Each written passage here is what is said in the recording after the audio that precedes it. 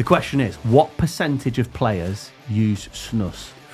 Quite big. You could see that round circle in their tracksuit bottom. Most you've ever spent on a clothing item? I think it was... How much of a say, how much influence do assistant managers really have? One of them that has a problem with a player, normally both of them have a problem with a player. Oh, okay. Can you influence a referee? I think you can definitely influence a referee.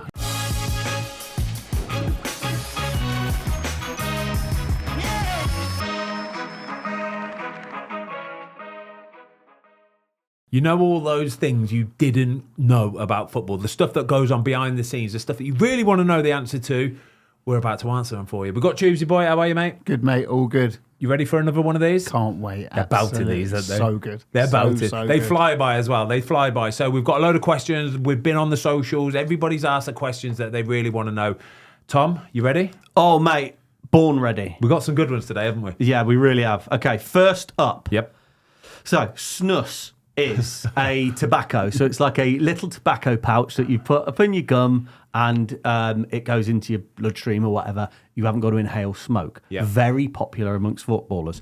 The question is, what percentage of players use Snus?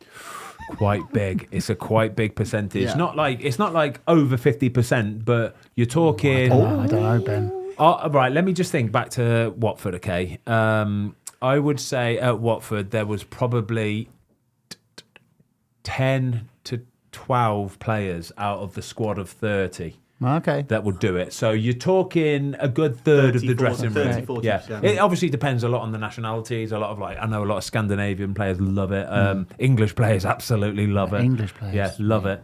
Yeah, it's quite high though, isn't Mate, it? when I used to do, the reason I was like, "Are you sure I'm not above 50%?" When I used to work at Soccer AM, I used to go and do interviews with like England internationals and like proper top players. You could see that round circle in their tracksuit bottom and fall out their pocket. They're brushing it under the seat like that. Everyone.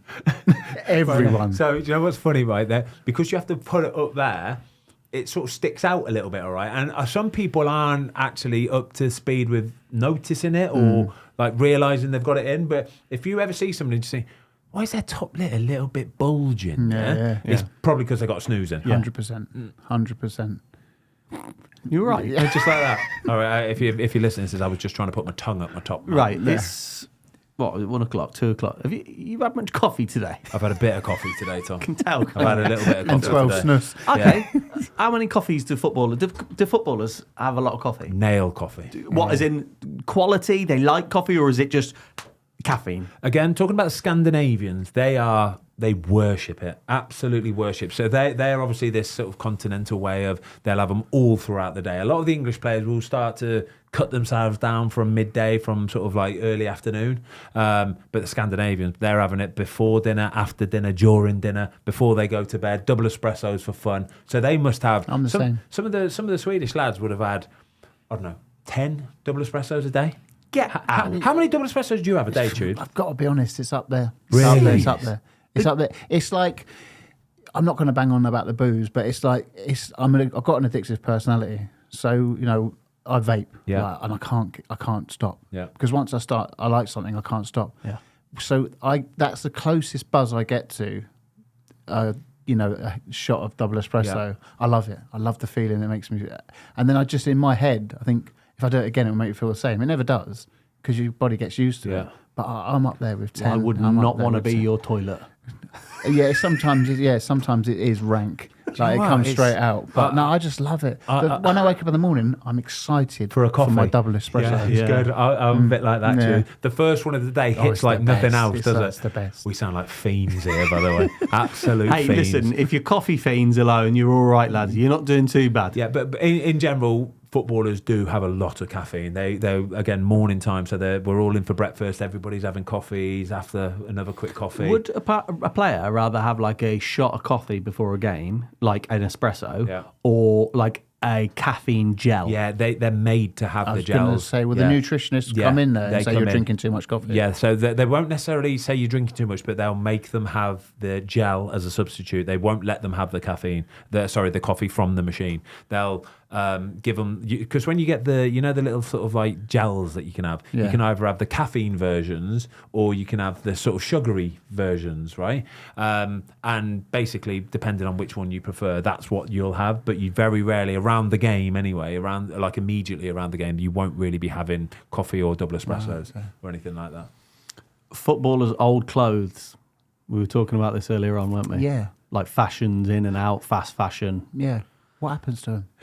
What do you mean, old clothes? Well, say you've had a good week, you've got a little bonus, and you go, I fancy buying a pair of jeans or a nice little coat. Mate, like 2 years before, you say you buy this nice coat for $5-6 grand, and then you have another good week, and you've seen a new coat you want to get. I don't want to wear that coat anymore. Where does that coat go? Right. Do you know what? This is a phenomenal question. Somebody could make an incredible business out of this, yeah? So either they make an incredible business reselling them for them, yeah? Or it could be a massive gift to charity is what this could be, right? So we did it once where we did a big old clean out, me and my wife. We had a big old clean out and we actually took it all to... one of the charity shops in Solihull and Shirley it was actually. It might have been women's, I don't know anyway, but we took a load of clothes there, but they were buzzing for it. So, normally when you walk in a charity shop, they're like, what is it? Like, is it any good or anything like that? We were like, yes, it's really good stuff. Like some of them are wives' bags and shoes and stuff like that. Really nice stuff. So they were buzzing, like really buzzing. It actually made like a bit of a local newspaper at the time or something because they were announcing that they were putting it on sale like the next day or something. And so there was a rush of people. No, the volunteers were going home dripping in Louis V. In Louis V, yeah. But I promise you, right, if somebody... That never saw the shop stores, did No, it? it never hit the shelves, So I reckon if somebody set up a business where they got in with all the footballers and said, right, lads, any of your old gear that you don't want anymore, right, put it in a massive black bin bag for me, whatever it is, right, and I will sell it all, and then you obviously take the majority of the proceeds, and I'll take my cut, 25%, whatever it is, kind of thing. It's exactly, you're making money, Tubes. It's exactly what Darren Eady. You remember Darren Eady? Has he already Norwich come up left with winger? Yes, left winger or centre forward. Rapid, great guy. There's a thing called Celebrity now, which is like charity Sal football. with SELL. Yeah, and that's how it started. He used to go around and get people. It's a no-brainer. Yeah. It is. When you just said it there, I thought surely somebody's thought of this idea before, because footballers, they spend and splurge so much money on gear. Yeah. And how expensive is all this like brand stuff nowadays? It's so expensive, isn't it? Yeah. So that's just give it to a charity shop. Oh, that's what I mean. Just give it to a charity shop. Imagine that queue the next day. I know. Yeah, it did. It made like the news. I promise you, it made the news. Yeah.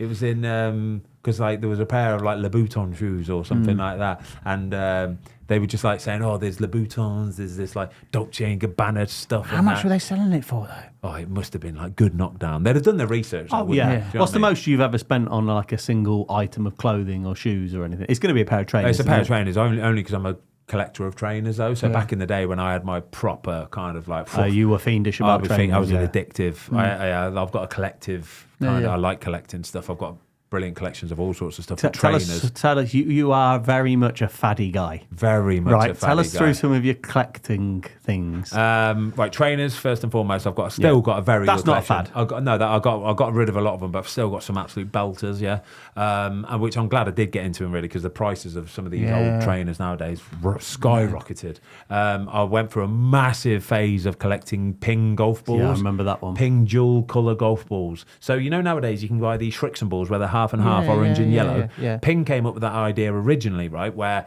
they would have half and half colour so that you could practice your putting to make sure that the line stays straight. Yes. Because if the line stays straight, it means the strike was good, right? Yeah. And then you probably haven't read it right or whatever. So Ping came up with this idea originally, but then they started to get really fruity with some of the colours, right? You were big on that. Big on that, mate. I remember spending 1,500 quid on one ball once. Wow. Yeah. One ball. That was eBay early days. And you were hooked. Yeah, hooked. This was back in the day where eBay, you didn't really have many fakes floating about. Right. So if you were buying something from a trusted seller, you're getting it, it's legit. Got you. And some of these balls, I remember there was a certain type of ping ball called the camouflage ball. It was a camouflage red swirl or a camouflage sort of like black swirl. Oh my God, 1,500 quid each ball. I had 3 of them, Tubes. Right, I had an awesome collection. I've still actually got quite a few of them back at home still. Right, really good balls, yeah. And there's still, if you go on eBay now and type in ping golf ball, is it still a thing? They're still going. Oh, they still go for good money. Yeah, the rarer colours, like they go for a lot of money still. What else have you collected?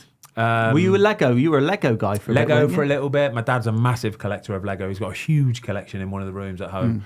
Star Wars figurines and stuff like that. He's got this blue snaggletooth at home. Phenomenal it is. Really rare. It was a printing fault. So the colour of, I think, the boots or something are silver and they should have been white or one or the other. Anyway, because there was only a certain run done before they realised there was a fault, they actually hit the shelves. They're the rare ones. So I remember I bought it for him for his, I'm going to say 60th birthday, a while back, yeah? And it cost me 180 quid, but he's buzzing off it. So nowadays it's worth loads. It's in its box and all that kind of stuff. Most you've ever spent on the clothing item? It's my trainers. It would be a pair of trainers. And what would they be? It would be my Nike Air Mags. So you remember the Back to the Future trainers, you know, the ones that Martin McFly, the self-lacing ones? Yes. So they did a release of them in 2011, actually. And it was all for the Michael J. Fox Foundation. Nice. And it was an eBay-only release, yeah? They were releasing 1,000 pairs. They were doing 10 pairs per day. Yeah. And I had a guy in America, because they were only selling them in America, because they've got a battery in them, yeah? I had to get into my guy in America, who I was buying the golf balls off, actually. It was George, his name was. And he was the one who had to bid for me, right? And we won the auction. I think it was $4,100 or $4,500 or something like that. We won the auction. He then sent them over to me. And because it was such a high value item and they had a battery in it, the import fees were 600 quid alone. But the trainers then today, the 2011 versions that I've got, they're about 20 odd grand. Well, they're not worth quite as much at the moment, are they, your pair? Why not? You lent them to a mate of yours, didn't you? I did lend them. No, the trainers are fine. So I lent them to Darren Bent, right? Yeah. And because he loves his trainers, he's got an unreal collection of trainers shoes. We are getting completely off topic here, by the way. I'm sorry. We're going to come back in a minute, I promise you. Just quickly, right? So anyway, I lent them to Benty, and in the box, right, of the Nike Air Mag trainers, they come in this massive yellow box, right? There is this like little porcelain version of the trainer. Right. And Benty's son got it out of the box and dropped it on the floor and smashed it. So I've got this like little tiny yellow box full of like crumbs of porcelain, basically. And do you remember when he came and brought them back in? He came to do a football fill-in and he brought the trainers back in. And he went, I've got a confession to make. And I was like, what? What have you done? And he went, no, the trainers are fine, but the little porcelain version, my son smashed it. But he said he would replace it, didn't he? Has he? Still hasn't replaced it. waiting. I let Benty off though, because we like Benty. Yeah, we love Benty. But best, has he got the best sneaker collection in the UK?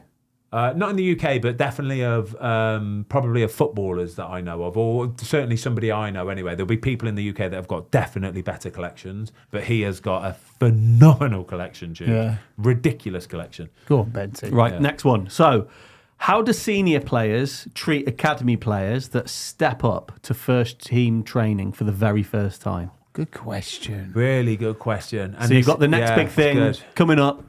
Right. So first of all, take the young lad at Arsenal, right? Yes. Max Downs. Max Dowman, right? So the way that Arsenal seem to be dealing with him, and Declan Rice in particular, taking him under his wing and looking after him, but the kid looks like he's a very respectful kid anyway. Yeah. That goes a long way, Tubes. That goes so far, in fact. When you get somebody who steps up into the first team, yet they show respect to everybody, listen to it, the elders telling them what to do or how to do it, and then working really hard with it as well, you'll give them everything. Honestly, you'll give them everything. But if you get those little kids that come through sometime and they're a little bit chirpy, they're a little bit big time, they try and flow their weight about and stuff like that, they're asking for somebody to go through them, right? Yeah. And you don't want to go through them because they're just a kid, but sometimes you need to either tell them or show them. But even if they're not, even if they are respectful, is there ever a element of, like, let's say they come up and they're very polite, but they've stepped up and you go, let's show them a little bit about first team football. Are there any lessons that are just, a rite of passage type thing? Yeah, because the step up's massive, right? So they've graduated from basically either youth team or reserve team football, and the step up to first team it's the biggest step of them all, right? The contrast is night and day. It really is, and sometimes they think that they're still the best player on the pitch because they've graduated for a reason. They're probably normally the best player on the pitch in the reserves or the academy. And when they step on with that mindset, you have to show them, that you're talking, especially in the Premier League, even Championship, you're talking about some of the best players in the world right now, that you're coming up against, right? And it's the biggest leap of all. Dude. It is. So you have to show them. You're not trying to smash them or anything like that, but they need to understand that even with regards to strength, you see some of these players now in the Premier League, they're slight lads, yeah. They're small, in fact, Yeah, in yeah. stature. They are so strong, like Oh, yeah, ridiculously yeah. strong. Like you can't get the ball off them, you can't move them. Once they plant and they've got that base sorted, they've set their core, they've set their glutes and the bum. You're not getting the ball off them, Tubes. They are units, right? Yeah. And these kids probably haven't got that strength yet. That's one of the things that comes with year after year of playing first team football or being around the first team. Is that what's the word? Durability. Yeah. That durability is the biggest part of it, right? Because they get there and it's all just natural first and foremost, and it's all coming off of what comes natural to them off the cuff. But then you realise that the standard and the strength and the intensity of it all is just. Have you ever been at a club, say at United with Roy Keane, at, I don't know, West Brom with someone like Joe Lescott or Gareth Barry, or Watford with a Troy Deeney or Etienne Capoue, where a youngster's come up and tried to have them off? Yes. Tried to meg them or something like Megs, that. right? If you shout Megs, right? I've seen some young lads, I can't remember who it was, but shouting Megs once they've megged them. No. Oh my! Are they just God. getting smashed? They're getting smashed. But They're getting smashed. would these youngsters, because what you've just said, like, would the senior players go easy on them in training because they know they're not that strong enough, or would they go, "You're with the big boys now"? Yes. Bang. Yeah, they would. Yeah, they'd give them a warning of like not necessarily going hard on them, right, and just sort of like feeling them a little bit and letting them know that they're there. But then they'll say to them like, "No, you need to be stronger there. You've got to be stronger there." Yeah. But the next time comes around, that's it. They're showing them. And they're Right, not okay. again. They're not smashing them, but they're holding them No, off yeah, like they're as they're in a they little would kid. do to you or like someone another first They'll team hold them player. off like they're a little kid because Yeah. in all reality they are a little kid, It's a aren't bit they? like still? when you see charity games and like Jamie Carragher go absolutely smashing. Oh, someone. mate, Oh. he's like some of the stuff he does Bit naughty. ridiculous. What about sometimes, Troy mate, in yeah. Ballers League? Do you remember when he just went absolutely went dropping people? Yeah. Just went round Mate, yeah. absolutely dropping everyone. Troy Shoulder did. bang. Yeah, back of the head, Yeah. bang. Yeah, that's what I'm all about. Wow. Mate. You don't want to do that to the kids. You don't. You want to show them, and if they've got a good attitude about them and they're respectful, right? Yeah. You give them even more time. You really sort of ya. like ease them in a little bit. But at some point, they are gonna have to know Gonna have to. what They're playing the it's first about. team, yeah. They've got to know what it's about because if they get into the first team and they're playing, They're gonna get the it. opposition ain't giving them a chance. They're taking everything they can from them. So you've got to let them know. Do players prefer playing on great pitches all year round, or do you like a muddy? It's not really a thing anymore, is it? But do you remember when you were a kid? I used to love muddy pitches, playing football and rugby on muddy pitches. Like, do you love the pitches being great? Yes. That's all I That's care. it. Yeah. You want the best pitch you can possibly have, right? Less margin for error. Less margin forever. You can rely on it, and that's why people. I always hear this. Like you hear the lower league players or the non-league players saying, "Oh, yeah, put them on our pitches." But the reason why they're on the best pitches Because they did it on those pitches. because they do it on them pitches, and they can rely on them to do Yeah. it on them pitches because they're the Ferraris. they weren't yeah? playing on Wembley pitches when they were 15. No. They were playing on all the pitches like we Exactly. were, Yeah. and they were better. They were still good enough. Yeah. Yeah. And they could still do it. Yeah, it's like I say, use that Ferrari analogy. A Ferrari, like you think of the race car, it drives on an immaculate tarmac track, yeah? Because of then you can trust it, yeah. You know exactly where you are and what you're doing at any moment in time. And that's what Premier League footballers are. The pitches, though, I've got to say, they are phenomenal, phenomenal. Shout out to the Watford groundsmen as well. Actually, that Watford pitch, right, year after year after year would win best pitch, and it was rightly so as well. Because sometimes we used to walk on it and just think, you've never seen a better pitch than this. At one point, actually, towards the end of the season, Scott's name is Tingley. He came over to us and I was like, mate, this is a joke, right? The best pitch I've ever seen. He went, honestly, he said, I think this might be the best pitch in the world at this moment in time. Wow. And I went, seriously? And he went, seriously? He said, I don't think I've ever seen a pitch as good as this. North London derby this season, I think when Eze scored 3 or 4 of them, Yeah, when a knee slided. slid Oh, together. it's horrible. How upset are they getting? And Fuming. would a groundsman ever say to like the manager, mate, could you please ask the No, players he not to can't. do that? He can't say that. He Why? can't get involved. Why? He can't. He's going to get pelters. Yeah, I Like, just think the manager will go, who are you to tell me? Yeah, that? who do you think you yeah, are? The ground. Do you They'd know what? The probably head die groundsman- inside, but they probably wouldn't The have head the groundsman power. actually has a little bit of power, at least. Like normally, the head groundsmen are clever guys. They're like scientists. You know what I mean? They have to do all these calculations and Yeah. formulas to know what the weather's coming and how much this to do and how much that to do. And so he will be able to. He will have a direct line into the manager to ask how the manager wants to set the pitch up for every single game. Wow, because certain managers want it a bit longer for this game or a bit shorter Yeah, for that yeah, game. yeah, Maybe yeah, make yeah. it a little bit wider on the sides for this game or whatever. And so the manager and the head groundsman actually have sometimes quite a good relationship. Did you have a groundsman at West Brom? Because Pulis would have just let it grow, wouldn't he? Oh no, that's what I mean. But he had a really good relationship with the Yeah. groundsman because he used to have to talk to the groundsman and say, right, we're playing Arsenal on Saturday, yeah. It's given it's going to be dry. It says it's going to be dry. It's Sunday at 4 p.m. right? So I want the pitch maximum as we can get on the Hawthorns pitch, right? And I want it longer in the corners. Yeah. I want you to leave it longer in the corners, right? And I don't want it watering at all. So normally you'd water it before the So game. interesting. Yeah, you'd water it before the game for like an hour before the game. You'd make it absolutely sodden, right? And then you'd water it again just after the warm-up is finished, before the game starts, and then you'd water it again at half-time. Pulis would be saying, no chance, do not even dare So water how it. much shithousery goes into? So at half time. So obviously before the game, you don't know which end you're going to be kicking off from, the coin toss, everything else. Yeah. At half time, you're kicking a certain way. Yeah. How much shithousery is there from groundsmen and managers of water the fuck out of that side of the pitch? No.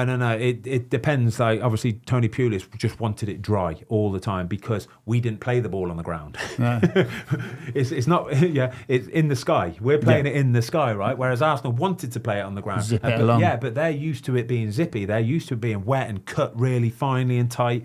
We don't want that. We want to eliminate all of that playing in the lovely lush grass, right? We want it up in the air as much as possible, right? So when they do get the ball and they get it down, they're thinking, this is horrible. Surprised you didn't have fans in the stand going to try and dry it, yeah. But you're allowed to do it, so I don't blame him. Yeah, either. yeah, absolutely. It's good. Yeah, Right, every Tubes, advantage. Yes. I've got one for you. So you're obviously a golf life legend, right? Golf pro. Loosely. Use that term loosely, Tom, all right? You get paid to play. You get paid to play golf. True that. You get paid to play golf.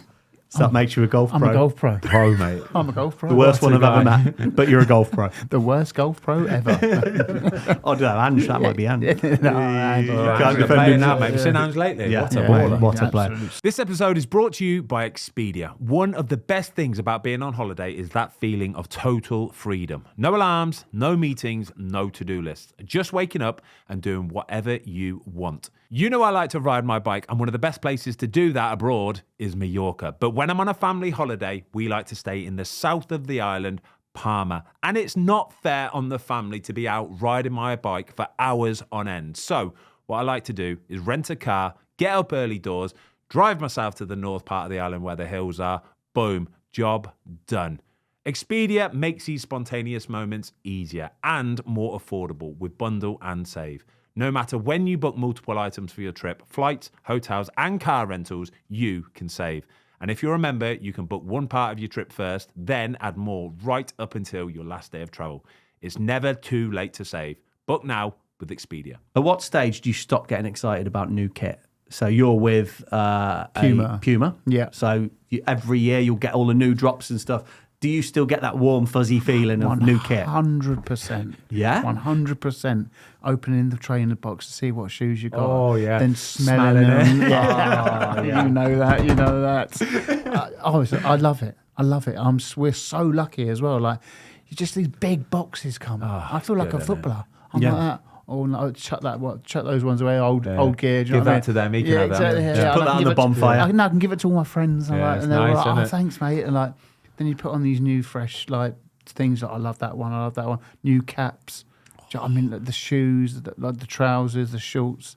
It never gets boring. What about you? It That's never lovely. gets That. boring. Do you know what? I can see the I love smile it. on Chu's face So when he's lucky. talking about it. It's like Christmas all over Brilliant. again, isn't You're it? just getting free Stuff stuff. that's not even like released yet. That's not even out yet. Yeah. That isn't. So Where'd when you get you- that from? Oh, I got it from Puma. You can't get it yet. They can not Sponsor, it. don't they? Don't take pictures of me. It's under embargo. Oh, it's good, Chus. I love it. At what it's so age did you stop, like you coming into pre-season and all the gear was there? At what age did you start caring about that? Never stopped caring Really? about that. Yeah, every time it's like what I've just said there. It's Christmas, honestly. New kit every year. You want to know what kit you're wearing all throughout the year. Looks good, right? You do. You're buzzing off it. Yeah. New boots come. Opening up, smelling them. Oh, they're slightly different this year. They've changed the model of it. The gloves come through. You, again, smelling it. Everything you always smell. I promise it's What weird. club you played for did the best kit? Best like stash?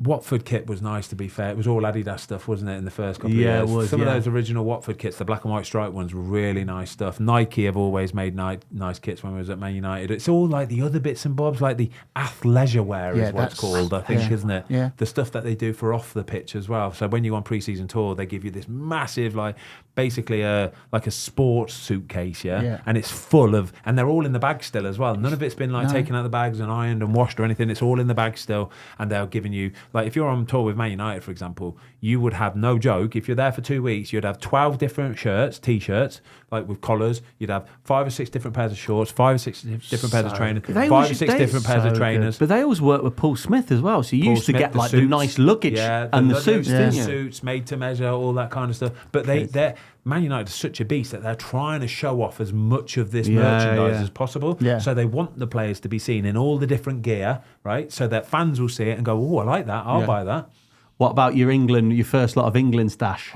The best bit of England stash I got was when we went to the South Africa World Cup. That was the best bit of stash, right? So we got like limited edition Nike trainers, which for me was massive, right? Proper lovely. They had like a red rose on it. They were beautiful, right? Nike Air Max 1s. But we got like a pair of Dre Beats things. Nice. Yeah, we got Xboxes, you got loads of stuff, loads of clothes, loads of all sorts of bits, because they knew we were going to be away in Miami first and then Brazil for the best part. Oh, that was the Brazil World Cup. Yeah, 5 weeks basically. That they just give you loads of stuff to keep yourself entertained. That literally is Christmas, isn't it? Yeah, it was brilliant, mate. It was computers, lovely. Lovely, that's class. Assistant managers.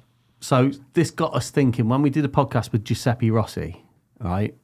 Lovely fella. And we said, why did you leave Man United? And he basically said the manager, Alex Ferguson, wanted to keep him, but Carlos Queiroz, who he said was a horrible man, didn't want him, and basically said you need to think about other options. So how much of a say, how much influence do assistant managers really have? Yeah, a bit actually. I do. They're normally the manager's like right-hand man. Normally a very good friend of them. Somebody that's been with them for years, might have even played with them when they were a player. And then it's that sort of like trusted confidant, if that makes sense. So they listen to them an awful lot, right? So if there's one of them that has a problem with a player, normally both of them have a problem with a player. Oh, okay. Yeah. Okay. So they will kind of like they'll both normally be on the same page with stuff. There's certain assistant managers I've played with that, like, I would feel much more comfortable going to that assistant manager and talking to them more. Why? Just because they might be a bit more approachable, or maybe because I feel like the manager's got too much on his plate. So I would go to one of the coaches or go to so like Nigel Pearson, for example, Craig Shakespeare, we had him as his assistant manager. Craig was just the nicest man in the world. Like, everyone says that. Genuinely, rest in peace. Loveliest man in the world. But just people skills like you wouldn't believe. Nigel was incredible, in fairness to him. Like, you could talk to him about anything. But Craig, like Shaky, you could just go to him at any point, anywhere, and he would be good to go, and he would chat it through, and he was a reasonable man as well. Yeah. Whereas some assistant managers and some coaches, you know that they're just listening to they'll just be like a yes man for the manager. So you've got to be a little bit wary and sometimes. Squirreling back and squirreling back. Were you with Carlos Queiroz? Yeah, I was. And what was your relationship? I wasn't a fan either, to be perfectly honest with you. I don't think he liked me either. Okay. I remember one time in particular where we were just in training and somebody played the ball back to me, and I didn't do basically a good enough job with it. I was supposed to be passing it out to one of the midfielders or passing it out to one,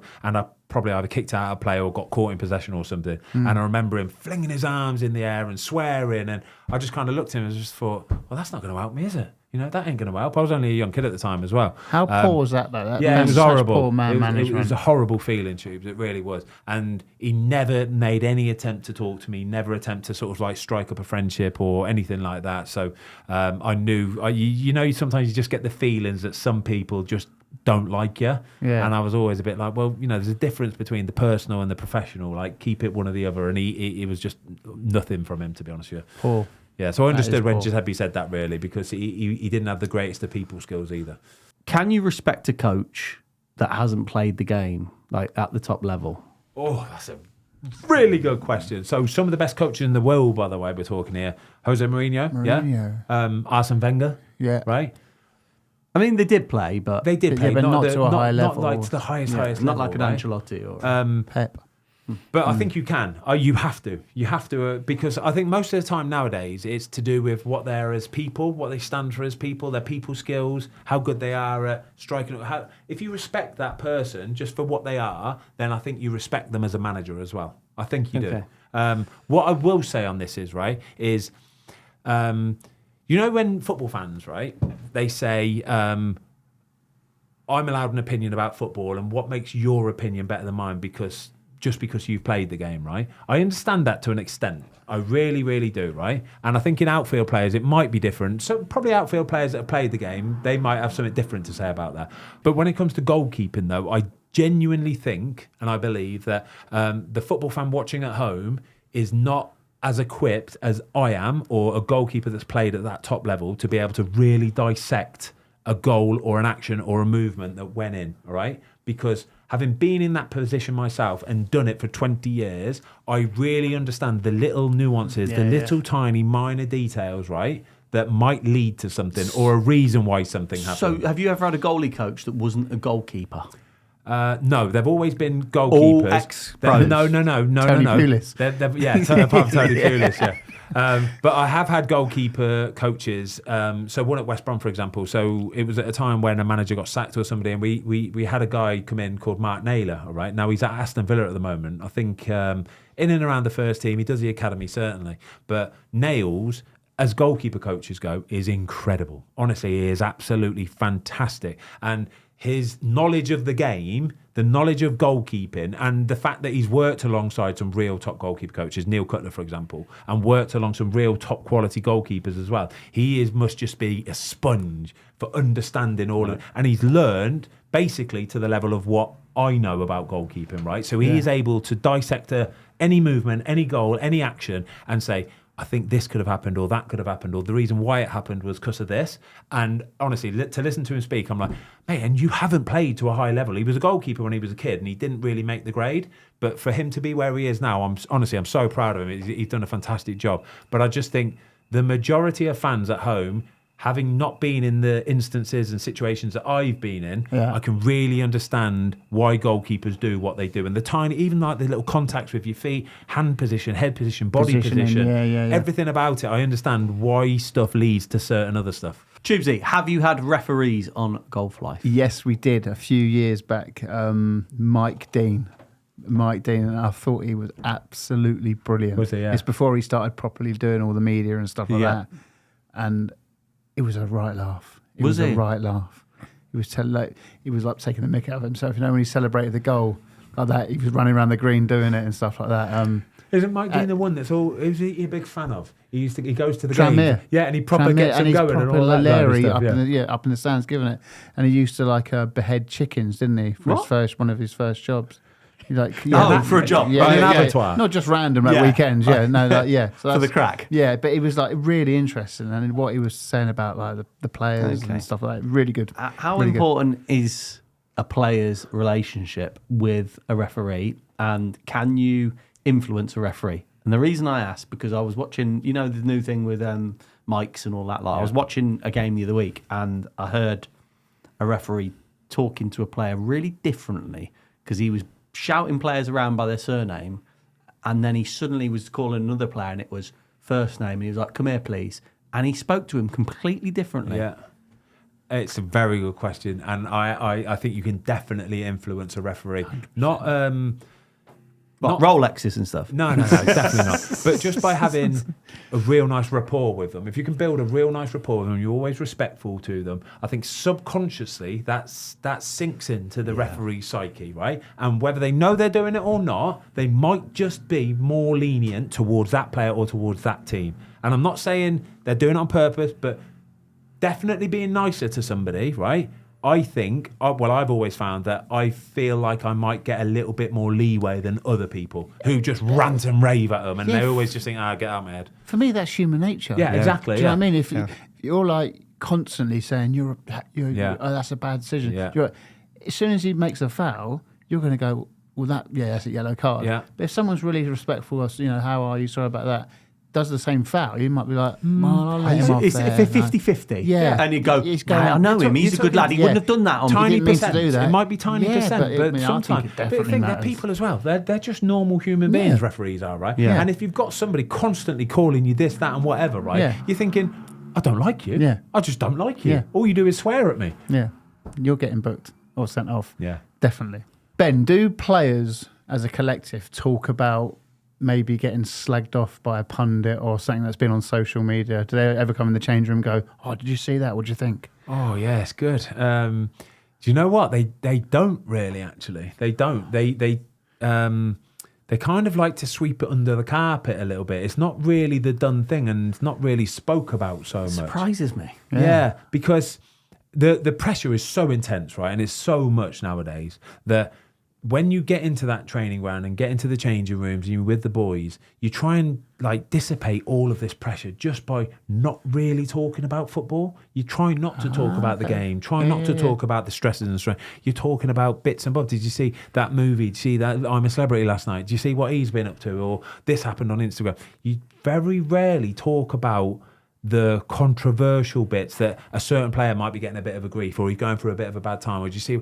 You don't do it. So is it a massive no-no? So if you're at Blues, for example, would you go, "Hey, Roger Johnson, yeah, what they were saying about you last Definitely night? What not. a bunch of pricks." No, definitely not. Never. You wouldn't say it. Yeah. Not even for a wind-up. No, not even for a wind-up, because that you don't want it to get into his head. Have you ever don't heard want players it. do that? No, they wouldn't do it. Like, do you know, like surprises I've had it me. in myself in my career where if I've had a bad mistake or a bad run of games or something, Yeah. and like even somebody that I sort of know, and I might not have seen them for a few weeks or months or whatever, and they come up and they go, "Oh, you're not having a great time at football at the minute, are you?"